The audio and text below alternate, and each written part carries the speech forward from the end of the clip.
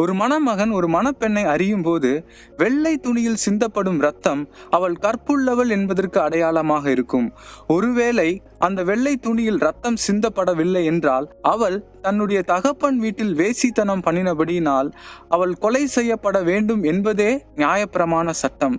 இஸ்ரவேல் தேசத்தில் உள்ள வழக்கம் என்னவென்றால், மணமகன் மணப்பெண்ணை அறியும் போது இரத்தம் சிந்தப்படாத போது மணமகள் மணமகனின் காலை பிடித்து, என்னை மன்னித்து விடுங்கள், நான் துரோகம் செய்து விட்டேன், இனி உங்களுக்கு உண்மையாக இருப்பேன் என்று சொல்வாளாகில், அப்பொழுது அந்த மணமகன் அதை ஏற்றுக்கொண்டால் அந்த மணமகன் தன்னுடைய உடம்பின் தொடையின் கீழே கத்தியால் காயத்தை ஏற்படுத்தி அந்த இரத்தத்தை வெள்ளை துணியால் தேய்த்து என்னுடைய மணப்பெண் கற்புள்ளவள் என்பதை உலகத்திற்கு காண்பிப்பான்.